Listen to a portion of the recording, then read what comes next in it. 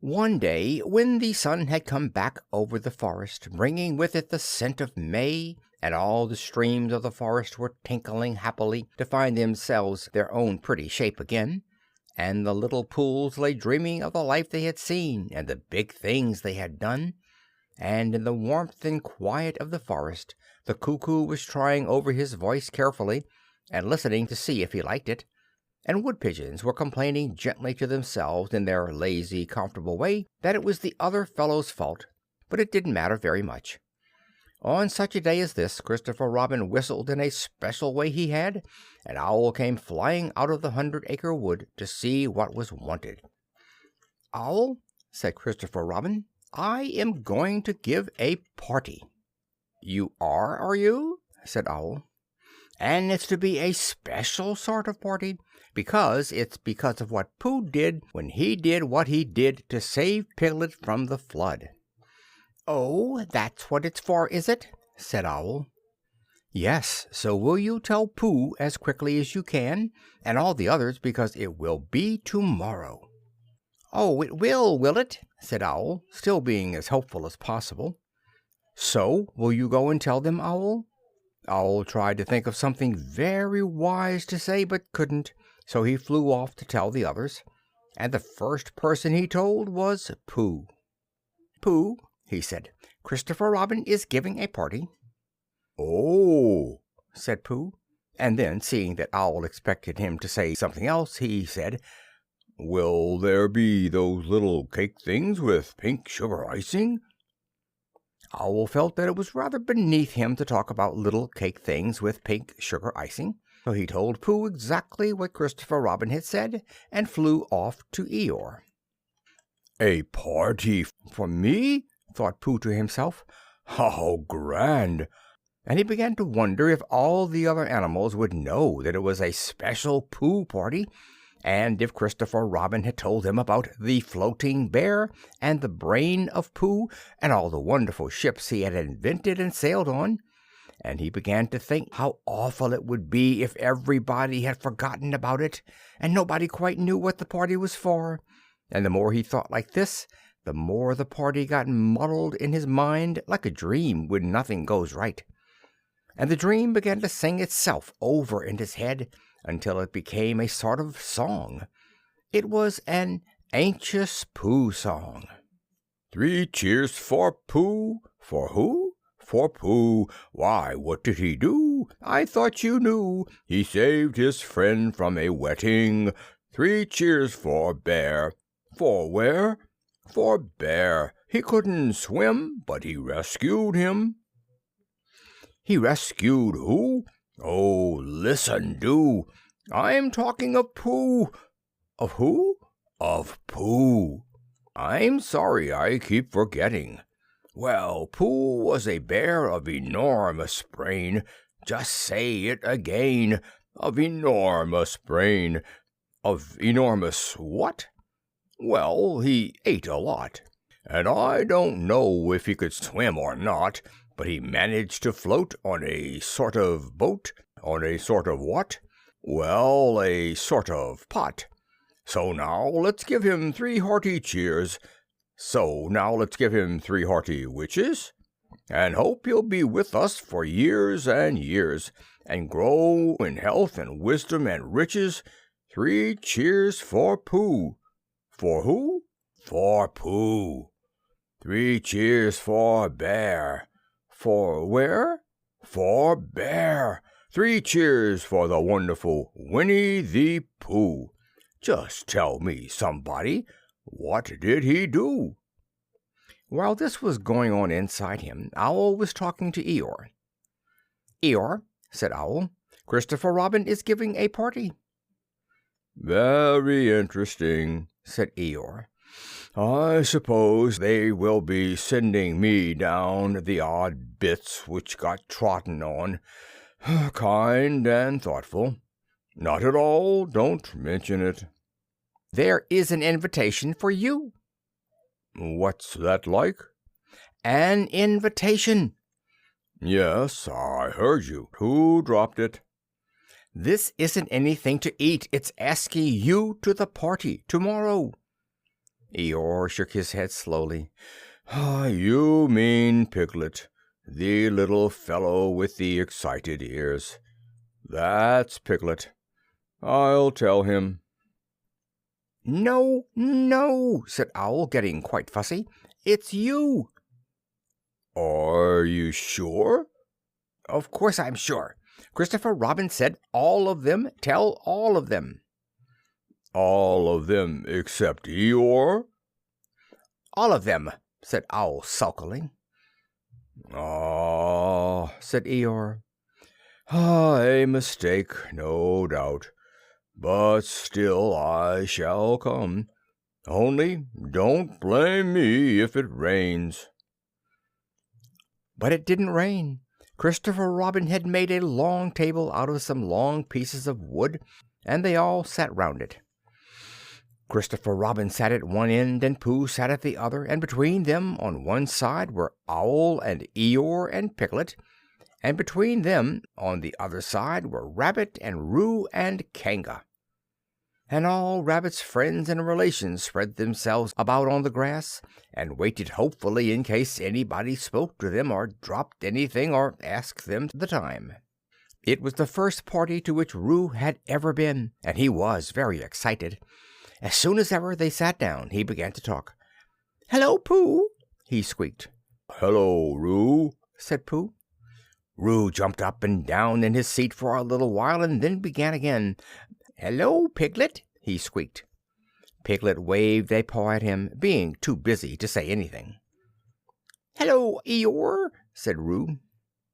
Eeyore nodded gloomily at him. "It will rain soon. You see if it doesn't," he said. Roo looked to see if it didn't, and it didn't. So he said, "Hello, Owl!" And Owl said, "Hello, my little fellow," in a kindly way, and went on telling Christopher Robin about an accident which had nearly happened to a friend of his, whom Christopher Robin didn't know. And Kanga said to Roo, "Drink up your milk first, dear, and talk afterwards." So Roo, who was drinking his milk, tried to say that he could do both at once, and had to be patted on the back and dried for quite a long time afterwards. When they had all nearly eaten enough, Christopher Robin banged on the table with a spoon, and everybody stopped talking and was very silent, except Roo, who was just finishing a loud attack of hiccups and trying to look as if it was one of Rabbit's relations. "This party," said Christopher Robin, "is a party because of what someone did, and we all know who it was, and it's his party because of what he did, and I've got a present for him, and here it is." Then he felt about a little and whispered, "Where is it?" While he was looking, Eeyore coughed in an impressive way and began to speak. "Friends," he said, "including oddments, it is a great pleasure, or perhaps I had better say it has been a pleasure so far, to see you at my party.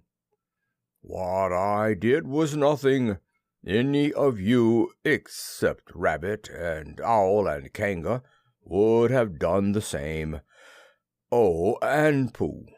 My remarks do not, of course, apply to Piglet and Roo, because they are too small. Any of you would have done the same, but it just happened to be me. It was not, I need hardly say, with an idea of getting what Christopher Robin is looking for now." And he put his front leg to his mouth and said in a loud whisper, "Try under the table," "that I did what I did, but because I feel that we should all do what we can to help. I feel that we should all—" said Roo accidentally. "Roo, dear," said Kanga reproachfully. "Was it me?" asked Roo, a little surprised. "What's Eeyore talking about?" Piglet whispered to Pooh. "I don't know," said Pooh rather dolefully.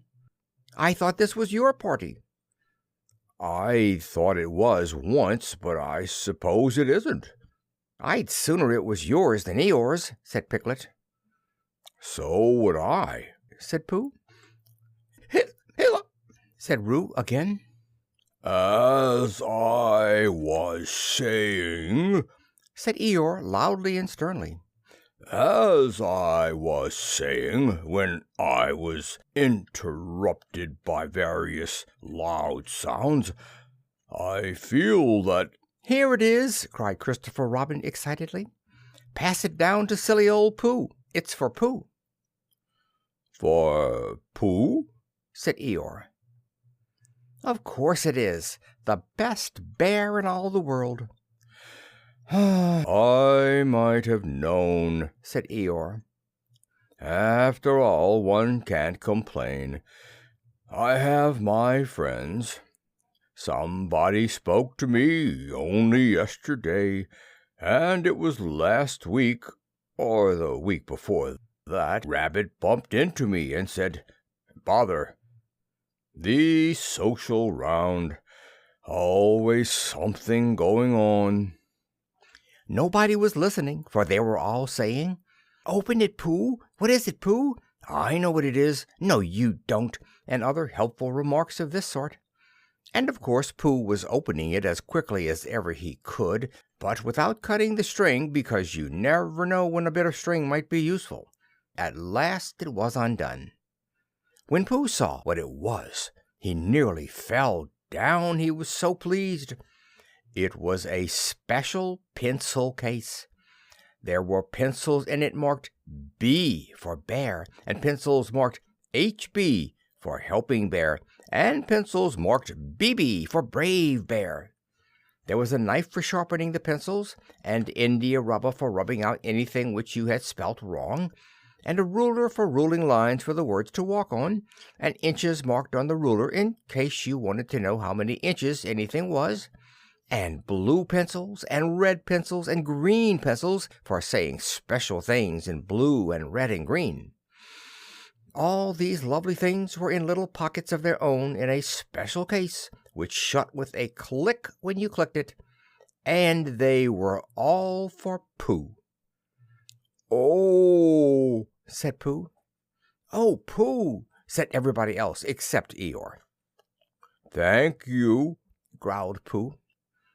But Eeyore was saying to himself, "This writing business, pencils and what not, overrated if you ask me.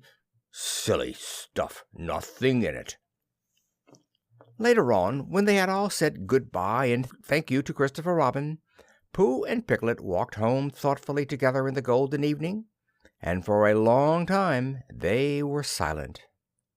"When you wake up in the morning, Pooh," said Piglet at last, "what's the first thing you say to yourself?" "What's for breakfast?" said Pooh. "What do you say, Piglet?" "I say, I wonder what's going to happen exciting today," said Piglet. Pooh nodded thoughtfully. "It's the same thing," he said. "And what did happen?" asked Christopher Robin. "When?" "Next morning." "I don't know. Could you think and tell me and Pooh sometime?" "If you wanted it very much." "Pooh does," said Christopher Robin. He gave a deep sigh, picked up his bear by the leg, and walked off to the door, trailing Winnie-the-Pooh behind him. At the door he turned and said, "Coming to see me have my bath?" "I might," I said. "Was Pooh's pencil case any better than mine?" "It was just the same," I said. He nodded and went out, and in a moment I heard Winnie-the-Pooh bump, bump, bump, going up the stairs behind him.